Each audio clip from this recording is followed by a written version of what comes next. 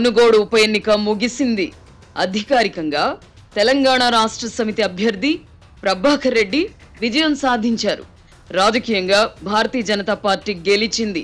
నికరంగా ఓడిపోయింది మాత్రం ఉప ఎన్నికకు కారణమైన కోమటిరెడ్డి రాజగోపాల్ రెడ్డి. అతి విశ్వాసంతో దుబ్బాక, హుజూరాబాద్ స్థానాలను చేజార్చుకున్న తెలంగాణ ముఖ్యమంత్రి కేసీఆర్ మునుగోడులో మాత్రం చతురంగ బలాలను మోహరింపజేసి గెలిచామనిపించుకున్నారు. మునుగోడులో భారతీయ జనతా పార్టీ విజయం సాధిస్తే ఏం జరుగుతుందో తెలుసుకున్న కేసీఆర్ ఏ ఒక్క అవకాశాన్ని వదులుకోకుండా పదునైన వ్యూహాలతో గండం గట్టెక్కారు. మునుగోడులో ఏ పరిస్థితిలో విజయం సాధించారో తెలుసు కనుక కేసీఆర్ పొంగిపోకుండా వచ్చే ఏడాది జరగనున్న సాధారణ ఎన్నికలపై దృష్టి సారించారు.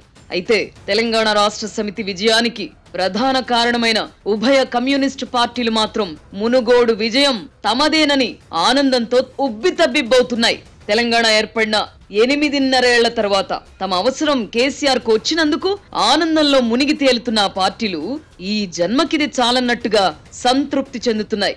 గత ఎన్నికల్లో కేవలం 6% మాత్రమే ఓట్లు సాధించిన భారతీయ జనతా పార్టీ ఇప్పుడు ఉప ఎన్నికలో దాదాపు 40% ఓట్లు సాధించి తెలంగాణ రాజకీయాలలో తన పట్టు పెంచుకుంది. సిట్టింగ్ స్థానాన్ని కోల్పోవడమే కాకుండా ఉప ఎన్నికలో డిపాజిట్ కూడా దక్కించుకోలేకపోయిన కాంగ్రెస్ పార్టీది మాత్రం అంతులేని విషాదం. కర్ణుడి చావుకు ఎన్నో కారణాలన్నట్టుగా కాంగ్రెస్ ప్రస్తుత పరిస్థితికి కూడా అనేక కారణాలు. గత ఎన్నికల్లో కాంగ్రెస్ తరపున గెలిచిన డజను మంది ఎమ్మెల్యేలను తన పార్టీలో చేర్చుకోవడం ద్వారా ముఖ్యమంత్రి కేసీఆర్ కాంగ్రెస్ ను దెబ్బతీసిన కాంగ్రెస్ నాయకులు కనీస స్పృహ లేకుండా ఆ తర్వాత కుమ్ములాటలతో తెలంగాణలో పార్టీకి పాడె కట్టే పరిస్థితి తెచ్చుకున్నారు. తెలంగాణ ఇచ్చిన పార్టీగా ప్రజలలో కాంగ్రెస్ పార్టీ పట్ల సానుభూతి ఉంది.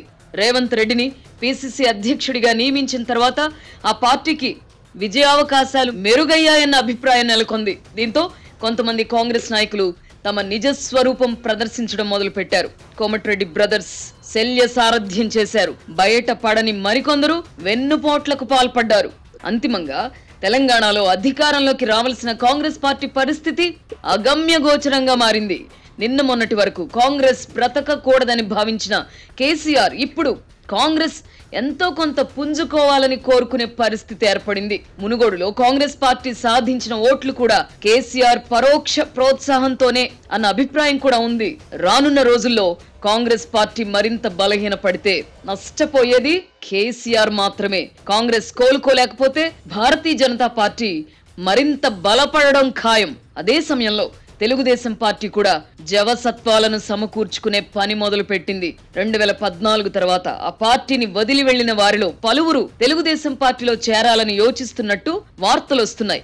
కొందరు నాయకులు ఇప్పటికే ఈ దిశగా మంతనాలు జరిపారు. తెలంగాణలో పడిపోయిన తెలుగుదేశం పార్టీని నిలబెట్టి వచ్చే ఎన్నికల్లో బీజేపీతో కలిసి పోటీ చేస్తే అధికారంలోకి రావడం ఖాయమన్న అభిప్రాయంతో ఉన్న నాయకులు టీడీపీ వైపు చూస్తున్నారు. ముఖ్యమంత్రి కేసీఆర్ పై ప్రజల్లో తీవ్ర వ్యతిరేకత ఉందన్న విషయం మునుగోడు ఉప ఎన్నికతో రుజువైంది. అయితే ఆ వ్యతిరేకతను బీజేపీ పూర్తి స్థాయిలో సొమ్ము చేసుకోగలదా అన్నది ప్రశ్నార్థకం. నాయకత్వ లేమితో బీజేపీ ఇప్పటికీ సతమతమవుతోంది. మరి ఈ సమస్యను ఎలా అధిగమించబోతున్నారో చూడాలి. టీఆర్ఎస్ తో కమ్యూనిస్టులు జత కట్టినందున తాము కూడా తెలుగుదేశం వంటి పార్టీని చేరదీయాలన్న ఆలోచనతో తెలంగాణకు చెందిన కొందరు బీజేపీ ముఖ్యులు యోచిస్తున్నారు. సెటిలర్లను ఆకర్షించాలంటే తెలుగుదేశంను చేరదీయక తప్పదని ఆ వర్గ నేతలు అభిప్రాయపడుతున్నారు. అయితే ఉత్తరాది రాష్ట్రాలతో పోల్చితే దక్షిణాది రాష్ట్రాల్లో రాజకీయ పరిస్థితులు, ప్రజల ఆలోచనలు భిన్నంగా ఉంటాయని బీజేపీ అధిష్టానం గుర్తించడం లేదట. ఉత్తరాది మోడల్నే దక్షిణాదిని కూడా అమలు చేయాలనుకోవడం వల్లనే తెలంగాణలో పార్టీ ఆశించిన మేర బలపడలేకపోతున్నదని తెలంగాణకు చెందిన బీజేపీ నాయకుడు ఒకరు విశ్లేషించారు. మత ప్రాతిపదికన దక్షిణాది రాష్ట్రాల్లో, ముఖ్యంగా తెలంగాణ వంటి రాష్ట్రంలో బలపడడం సాధ్యం కాదని ఆయన అభిప్రాయపడ్డారు. తెలంగాణలో ముఖ్యమంత్రి కేసీఆర్ వటవృక్షంలా ఎదిగారు. ఆయనకు ధీటైన బలమైన నాయకుడిని ప్రొజెక్ట్ చేయకుండా మత ఉద్రిక్తతలు రచ్చగొడితే ప్రయోజనం ఉండదని మరో నాయకుడు చెప్పుకొచ్చారు.